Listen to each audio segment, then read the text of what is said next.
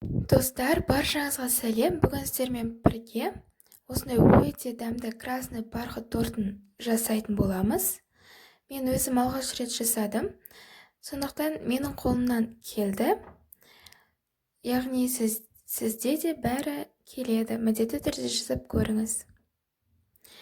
Бізге ингредиенттер: айран, краситель, қызыл, какао, 3 жұмыртқа, ұн,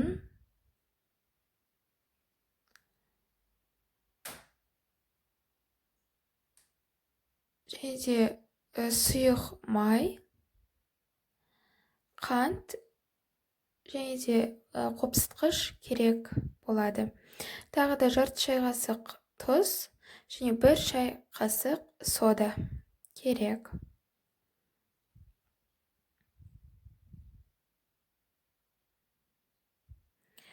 Тағы да 150 грамм жұмсартылған май керек болады. Ең алдымен құрғақ ингредиенттерді қосамыз. Ұнға какаоны қосамыз.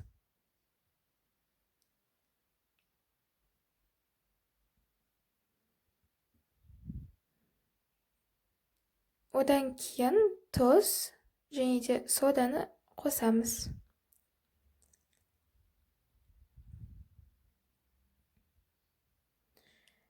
Және де ең соңғы ингредиент қопсытқыш қосамыз.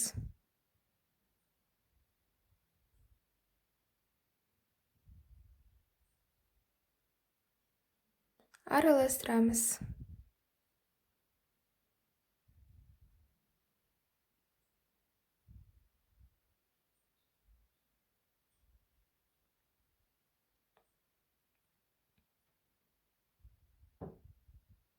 Міне массамыз осындай болып шығу керек.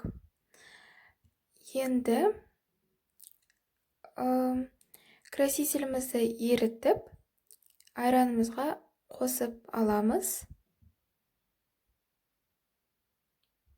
Осындай қып-қызыл болып шығу керек. Ал енді қамыр жасап бастаймыз.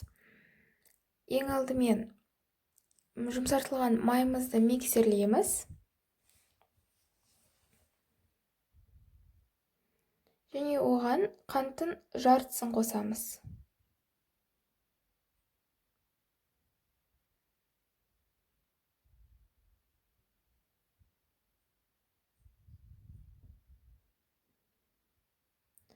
Пышный ақ масса болғанға дейін миксерлеу керек.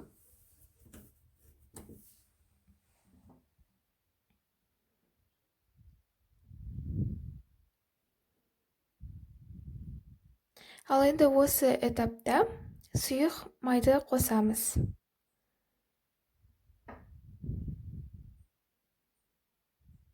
Ал енді қанттың жартысын қосамыз.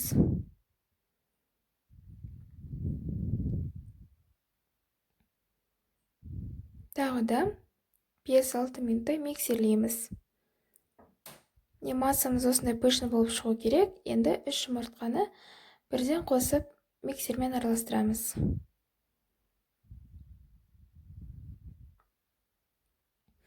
Тағы да миксермен 5 минуттай араластырып, енді құрғақ ингредиенттерді қосамыз, және де айранмен екеуін араластырып қосатын боламыз.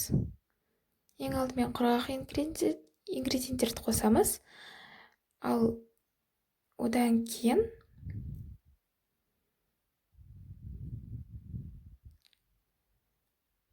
айран қосатын боламыз.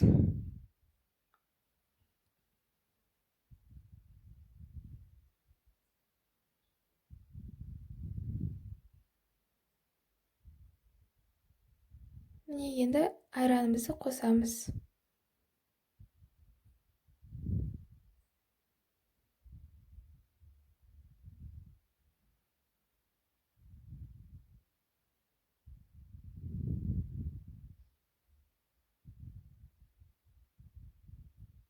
Міне қамырымыз осындай болып шығу керек. Қатты сұйық та емес, қою да емес. Енді формамызды дайындап қоямыз, және де қамырымызды 3 бөлікке бөліп, пісіреміз.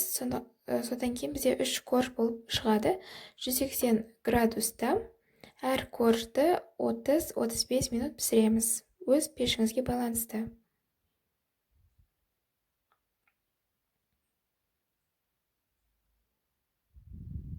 Міне, коржымыз дайын болды. Бұл бір корж.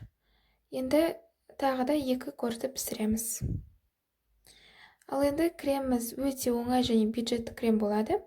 Оған алдын ала бір түнге сметананы, яғни қаймақты тоңазытқышқа марляның ішіне салып іліп қойдым. Сол кезде барлық суы шығып, осындай қою және күшті болып шығады. Бұл кремнің ең бюджетті варианты. Ал оригиналды рецебінде сливкімен және де творожный сыр қосу керек. Және де оның үстіне қант ұнтағын қосып, жай ғана миксерлей саламыз. Сонда 2-ақ минутта біздің креміміз дайын болады.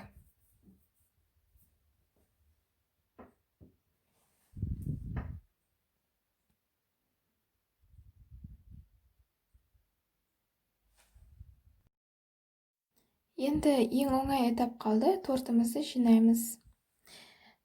Корждарымыз бәрі пісті. Мен әр коржды сгущенкамен су қосылған пропиткамен пропитывать етемін. Одан кейін кремімізді мол қылып жағамыз. Және үстіп біртіндеп жинаймыз.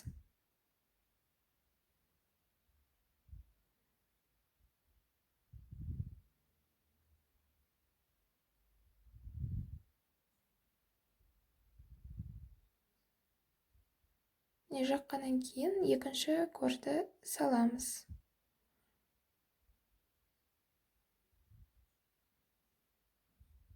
Тағы да пропитка жасаймыз.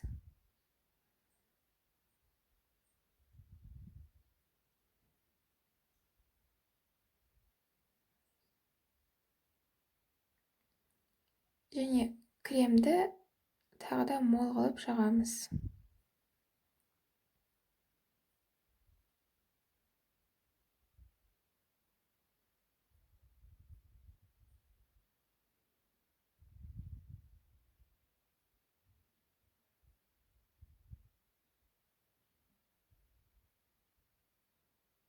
Ең соңғы коржымызды салғаннан кейін кремді жан-жағына жағамыз, үстіне шетіне, және де қалған бисквиттен осындай крошка жасаймыз.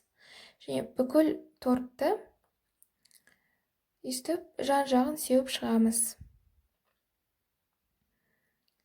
Міне, тортымыз дайын болды. Өте әдемі көрінеді. Және мен үстіне карамельден ваза жасадым. Оны сіз жасамасаңыз болады. Міне, тортымыз дайын болды.